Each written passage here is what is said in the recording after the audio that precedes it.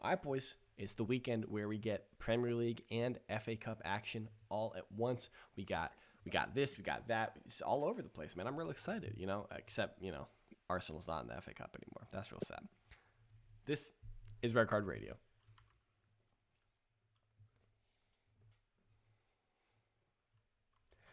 Good morning, good evening, good afternoon, whenever you're listening from. Thanks for tuning in. Red Card Radio is a weekly look at the Premier League from three friends who support different clubs. My name is James. I support Arsenal. With me tonight, that's Brad. He supports Chelsea. Down below, that's Sean. He supports Tottenham Hotspurs. Boys, what's up? How are we doing? Are you guys ready to preview I, both Match Week 28 and the quarterfinals of the I was just English Football I was Association Cup? I was just really confused at the last thing you said.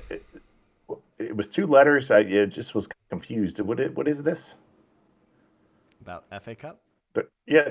Oh, yeah. FA. Okay. The, the What is this? What is this thing It's that you speak of? the Football Association Cup. So it's a Oh, trophy. okay. Is that supposed to be It's a important? trophy. So like Yeah, it's a this right here is a cup, right? Like it's a cup. It's Yeah. just like Uh huh. it's a normal cup. It's got water in it. Oh, so people want to drink out of this thing. Like yeah. But like this cup, I got a different cup. This is like a fancier cup. It's like it got the Washington Nationals symbol on it. It's more fancy. You don't necessarily drink out of this cup. It's more decorative, perhaps. So all the football teams they get together and they play a big round robin tournament. It's like March Madness, except over the course of 9 months, and then they give somebody a silver cup. And it's not normally something you drink out of, but it's got like fancy lettering on it. And normally Yeah. somebody from the royal family gives it to yeah. gives it to gives it to somebody, maybe Prince William. Meghan Markle. No. No. Certainly not her, and not Prince Andrew either. He's not allowed to be out in public. Yeah. No. Or I guess he's King Andrew. No, that's Prince Charles. You're thinking about King Prince Charles. Charles, King Sorry. Charles. I'm talking about his King brother, Charles. Wow. who may or may not have associations with certain people who definitely didn't kill Have themselves. an island. Well, Who have an island? yeah, who had an island and definitely committed suicide in prison. Yeah. Definitely. Yeah. Definitely. 100%. 100%. 100%. Yeah. We easy. all agree and think that. Yes. Yeah. This is going public somewhere. Yep. Yes. Anywho. Loyal friends, people who just stumbled across this podcast, I'm not entirely sure how we got here. But if this is something that interests you, hit the subscribe button, ring the sub notification bell. If you're on one of the podcast sites, leave it with a 5-star review, because then it signal boosts this podcast, this whatever the hell this thing is, to more people. And leave a comment down below on YouTube and tell us what you think about people who don't kill themselves, or maybe don't do that. Yeah, don't do that. All right, so let's talk about Match Week 28. There were matches that were played midweek. We had Brighton Palace and Southampton Brentford. If I'm not mistaken, I think Brentford beat Southampton. Do either of you guys know who won the Brighton Palace game? Can pull it up real quick. Last time I saw it was 1-1.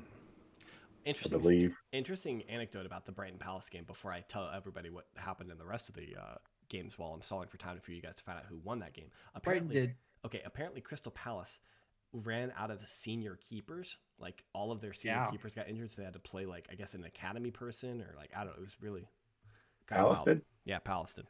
Okay, so Friday, Match Week 28 kicks off. So today, when you guys are listening to this podcast, we've got Nottingham Forest against Newcastle.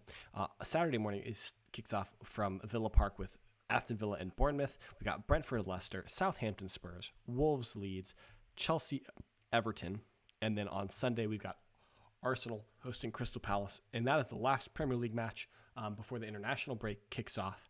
And in the FA Cup, let's talk about the Premier League first before we look at the FA Cup. So that's what happened in the Premier League. Let's kick off with this Forest Newcastle match, right? So I think Forest have been playing fairly well, right? Yeah. Obviously not playing as well as Newcastle, who are playing exceedingly well. No, they're not. You don't think Newcastle are playing exceedingly well?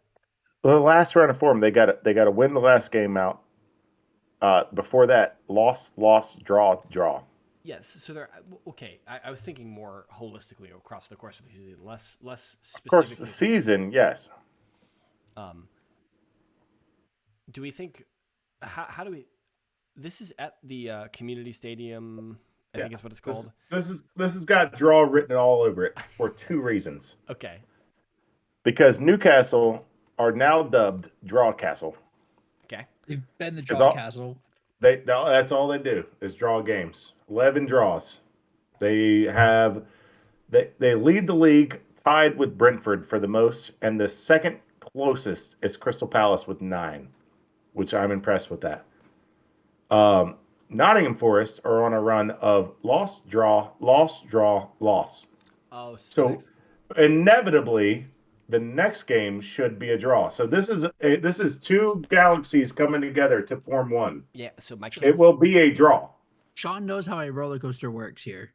Yep. I was thinking he can notice a pattern. Like kid is you probably know this, Brad, but I speak computer. My son is about to start kindergarten, and so they're going to start doing like pattern recognition. And it's like, so we do some exercises with him. He's like what's supposed to come next in this pattern? If it goes L D L D L, what's the next letter? And the answer is D. So I'm getting good at pattern recognition as well. Wow, yeah, me too. Let's go. So, yeah, I could see Forest nicking one here. I think Newcastle are just getting a draw. Better. I think Newcastle should win the game. I think it depends if Wilson's up front or Isak's up front. If Isak is up front, then Newcastle's winning this. Well, he was up front on the weekend, right? And they won. Isak was up front on the weekend, right? Yes, and they won. Okay, yeah. So that's what I'm saying. Like, I don't know if yes, Wilson is a good striker. Yes, Wilson can score goals, but he just hasn't been. That's where most of the draws are coming from. He's got to be injured again or something like that. He was on the bench. I'm making a joke. Oh yeah, always injured. Yeah. Well, I will give you this. Newcastle are playing well. They've been playing well all season. Nottingham Forest, I did call around the October. It was the Stephen Cooper out calls where I said you need to give them some time. You just bought 22 players or whatever it's up to, 26, whatever they bought. They bought an obscene amount of players. We all clearly have talent. Like Serge Aurier, for what it's worth, is a good player. He's a good right back. Just let them all come together. Jesse Lingard is a good player. He is a Premier League player. He is not a top 6 player, but on Nottingham Forest, he is a good player. That is a good grab for them. That's what I'm saying. Serge Aurier, not a top 6 player, good grab for Nottingham Forest. And you can go down the line with their signings, but Gibbs White probably they stretched. He's a really good player. He's a good player. That's what I'm saying. You can go down their signings. Give them a second to settle and come together. And this is going to be a dangerous team on the second half. If they figure out how to play with each other and they get the egos in check, and of course they're all coming. Most of them are coming from bigger clubs, and they're just not underutilized players. So give them some time to figure it out. Who's the alpha in the room, and then they all start marching to the same beat. You're going to see a different Nottingham Forest team, which is why I picked them to not get relegated. Yep. I think we both did. I think we both had them not being relegated. And I'm not saying they're going to finish in the top half. I just didn't think they were going to get relegated. 14th is probably where I saw them finishing. Somewhere between 12th and 14th is where I saw it. Okay. Yeah. So in conclusion, it's a draw. Okay. Tell me about the Southampton Spurs match, Sean. Why should I expect Spurs to do anything other than disappoint you? You shouldn't. This is exactly what they do. I've had 2 games of complete solace in the fact that we are and Brad, zip it. The Wolves game and the Nottingham Forest game, both we completely controlled the entire game. The middle press, the middle third was on in both games, and it was active. It was alert. It was very, very good. It was very good press, and we controlled the game through the middle third very, very well. And only went back to the back third when we completely wanted to reset. And that was good to see. And it felt like we have, and identity where I know as a viewer where the ball's going next. Okay. And so, all that being said, that identity is going to go out the window and we're going to completely forget who we are because that's what Spurs do. So, yeah. Or you will, and they'll get a goal. Southampton will score a goal, and Spurs won't. I will almost be okay with like this is going to be a tough thing to say. If we lose 1-0 to Spurs or to Southampton, if we lose 1-0 to Southampton and we look the same way we did in the previous 2 games, I'm going to almost be okay because we are consistent and the middle pressure is good and we controlled the game the entire way and like checking all the boxes. And if they got a counterattack goal, I'm going to push back on that. That's more important to me. They're the 20th place club. Yeah, and didn't we have a big shitstorm happen when they beat Chelsea? Didn't you be on here making jokes about the 20th team beat Chelsea? If I remember correctly, I'm sure I did. I don't know. Sean did. Hey, we got double revenge. We got double standards around here. So I just wanted to remind you of that before you were like, I'm okay if we lose. So okay. No, I just in the macro is what I'm saying. Yeah. We have an identity. We're playing the same way game to game to game to game. I have to push That's important to me. I have to push back on the macro. I don't care about the micro aspect of the micro. I'm going to be pissed. At a macro level, I think that's the wrong way to look at it because this team is going to be radically different next year because Conte is leaving. Like all signs in this moment are pointing to Conte no longer being the Tottenham manager next year. So what does it matter if you guys look good but don't get results now? Well, you guys need to finish in the top 4. The Spurs need to finish in the top 4 in order to attract players, in order to attract managers. So if you don't finish in the top 4 but you're playing well or like it looks like you have an identity, that's all well and good, but moral victories only get you so far. You need actual victories. So I'm curious what you're asking. So you're asking 10 outfield players to completely go against the manager and play their own formation and play their own style. No. You're missing it. So why would not a player do exactly what the manager asks to prove to the next manager I can do exactly what you ask? This is what I'm asking. What are you asking? Can I make it clear? I think I got you on this one, James. Okay. Your style doesn't matter. The results do. Okay, so just plain and simple because Conte's a proven winner. Yeah. Okay. So I will play his style and win. Okay, but I guess what I'm saying is that you have been happy in the last 3 weeks with Tottenham. You've been saying, "Oh, against Wolves, we played well." I didn't say anything about AC Milan. Yeah, I know. So all right, you said, okay, I liked what I saw against Wolves. We were unlucky. Okay. It was encouraging. But and then it showed against Forest. I guess my question is like encouragement, like saying, "Oh, it's encouraging." Like that works in a system where you have a manager who's building for many years. You're like, okay, I can see what this manager is doing. I can see where we're going. For Graham Potter, like it works in the Chelsea situation where it's like, oh, okay, it's encouraging. Yes, we were unlucky. We're going to be more unlucky than we're lucky at this part of the real rebuild phase. But we know we have an identity moving forward, and this is what the identity looks like. But I guess what I'm saying, though, is that with Spurs in the situation that Spurs find themselves in, is that Conte is leaving. He's like, it will be a miracle if Conte stays. And so it doesn't necessarily matter if you have encouragement and you can see an identity, because the identity is going to be different in August, because you're going to have a different person identifying what the identity is, unless it's Stellini. Like if you guys hire Stellini, then it's like, okay, well maybe we're moving in the same direction. Maybe you hire a manager who still wants to play the same style as Conte. But if you have moral victories to the end of the season that don't command enough points to finish in the Champions League, I think that those moral victories are worthless. I understand what you're saying. Yeah. Okay. But not having an identity under Jose other than park the bus. That is Jose's identity. Is park the bus and counter. it was straight counterattack. It was straight. Yeah. It was straight. That's Let's park the bus and figure it out.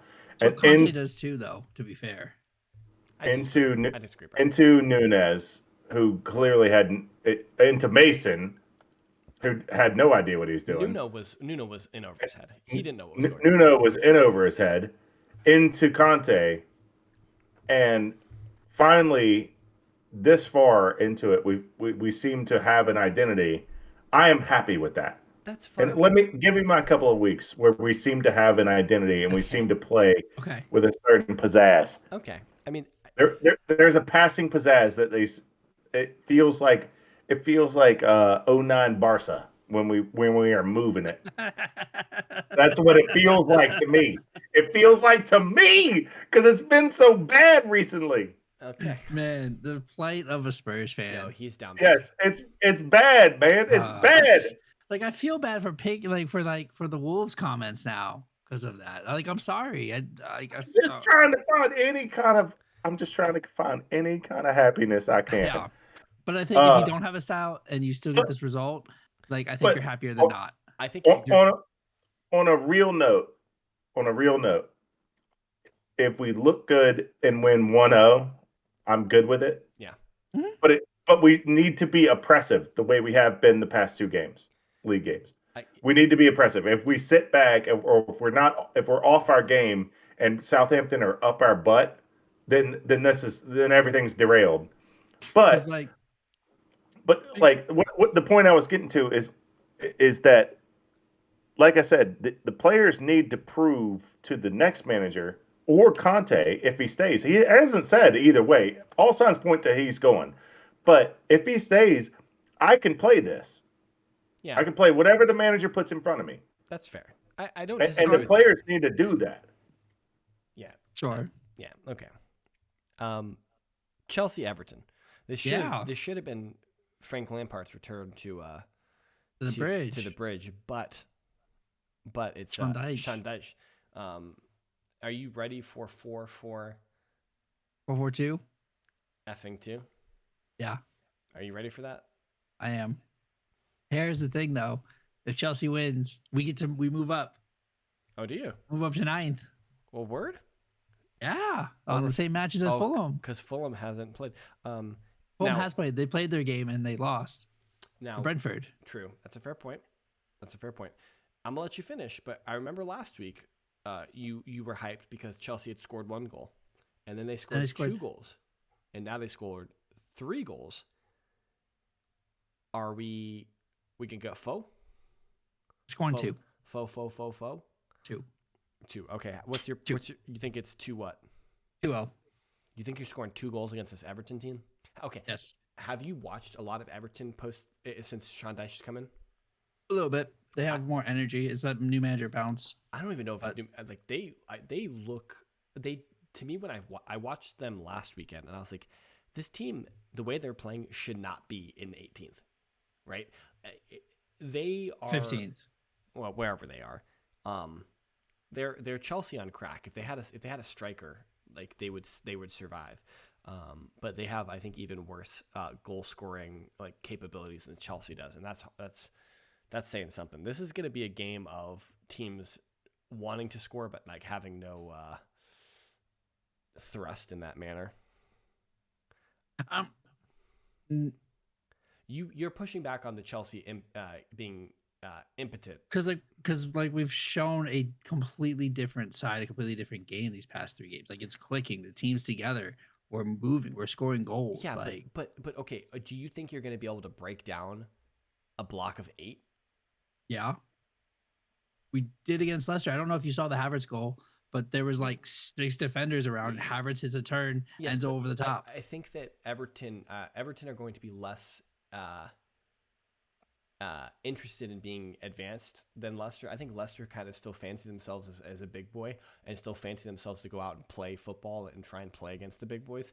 That ain't Sean Dyche. That ain't Everton. They're gonna sit back with 9 behind the ball and 1 dude out by himself. If it's Calvert-Lewin, if it's Mope, if it's somebody else, they're gonna sit there with 9 people behind the ball and they're gonna say, break us down. Look, it's three at the. Hey, look, it's becoming football heritage. It's three at the back, Reese on the right, Chilwell on the left. We're scoring. We're winning. All right. Well, okay. All right. That's confidence. We'll see. Arsenal Palace. I was apprehensive about the Fulham match. I'm not apprehensive at all about this Palace match. So it probably means that we're going to have a banana peel. Obviously, at time of recording, I'm not sure what happened in the Europa League. I'm assuming that we advanced, but anything could have happened. If we have been knocked out and then we lose to Palace, well, then I'm just gonna.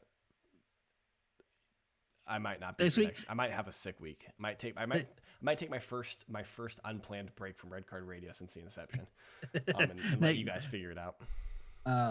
Next week would be a really fun week, especially if Spurs play well and lose, and then Arsenal take double L's. It'd be a great week. I'm just gonna sit Amanda down here, and she can do the podcast. It's just gonna be me. Because both of y'all are gonna be here. I'm just gonna. We should do that, Sean. See if he can do a podcast by himself. That would be interesting. I'm pretty sure I can talk to myself for 20, 30 minutes. But it's not necessarily talking to yourself. It's talking to the people that you know aren't watching. Anyway, FA Cup. So we've got on Saturday, we got one FA Cup match on Saturday, and then 3 on Sunday. We got Manchester City versus Burnley. That's that's 2 versus 1. That's the student returning to the master. Yep. Then we've first got place Burnley versus second place City. Burnley's in the championship. Sheffield United and Blackburn. And that's what 5. That's what burns me up so much. Is that we would have just had a clap to the semifinal. Are you talking about against Blackburn? Yeah. I got some thoughts about Blackburn though, and then we got Brighton Grimsby, and the big one of the weekend is United Fulham. Okay, so City Burnley is interesting just because it's Vincent Kompany's Burnley team coming to the Etihad. And they play the same football. Yeah, we'll see. What will be really interesting to see Burnley, Vincent Kompany's Burnley against Mikel Arteta's Arsenal, because those are actually both the students of Pep, right? Yeah. Like they're both the students of Pep, seeing their teams go against each other. I think I know who would win that match, but City. Well, that's not fair to Vincent Kompany. Well, I don't care. I'm not interested in what's fair to Burnley.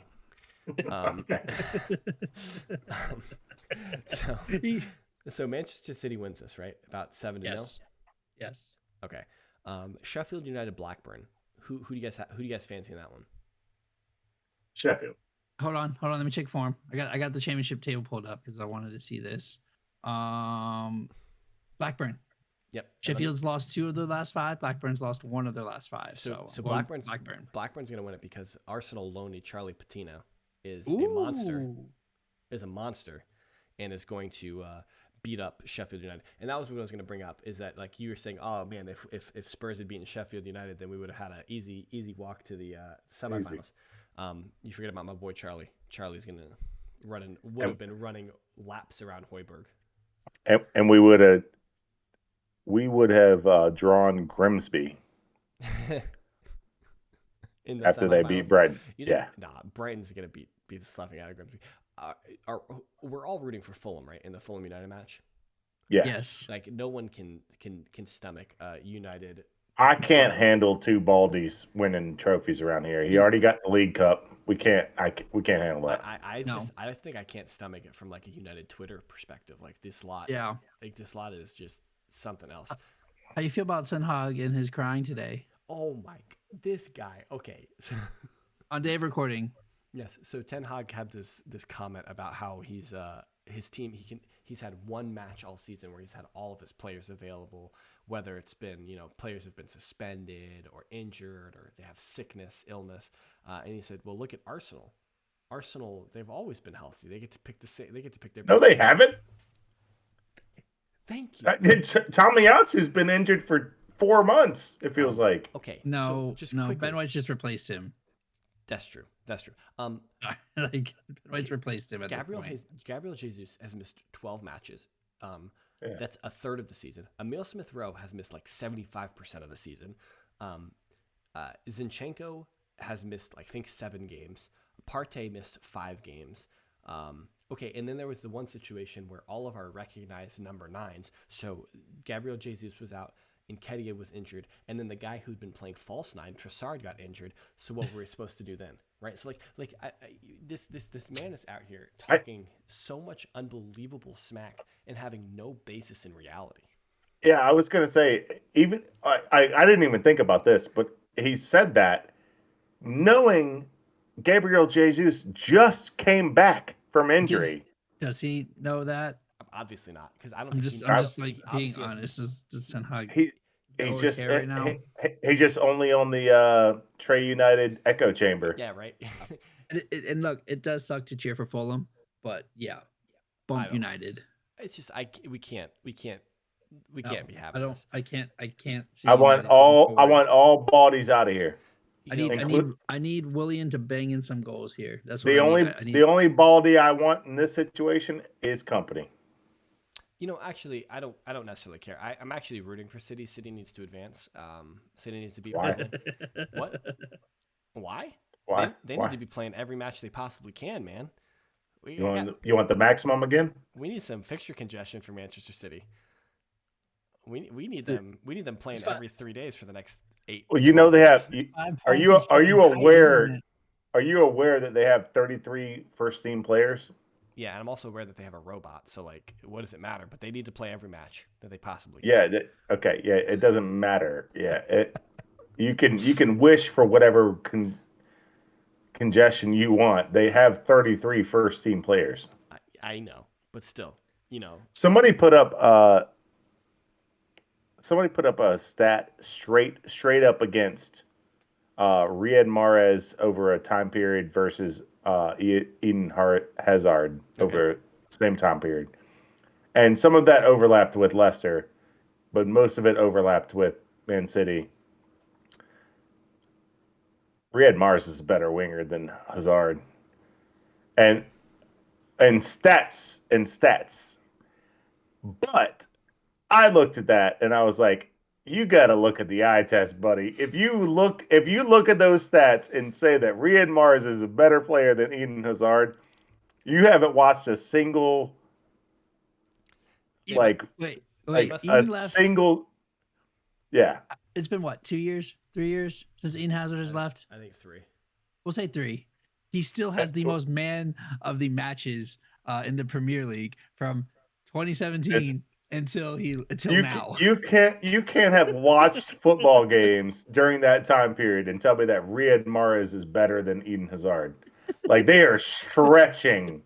City fans are stretching the stats to make it look like they're better. Oh, that's awesome. I mean, thanks for that laugh. I appreciate that. That was good. It was something like 126 to 112 goals. It was I'm making up shit in my head, but it was something like that of like Riyad Mahrez has scored more goals in the same amount of games and the same amount of minutes and like all this other stuff, and like assists were the same. It was stuff like that. And I was just like, wow. Have you watched any of Eden Hazard? Yeah. Because he affects the games in so many different ways that Riyad Mahrez doesn't. That isn't picked up necessarily on a stat sheet. Yeah. Eden Hazard affected games in way different ways than you can put on a stat sheet. How many red cards has Riyad Mahrez drawn? I don't know. I can look that up. How many times has drew a lot, especially against Koscielny? How many times has Mahrez had to dribble the whole team since he's left Leicester? And successfully done it. Right. Yeah, never.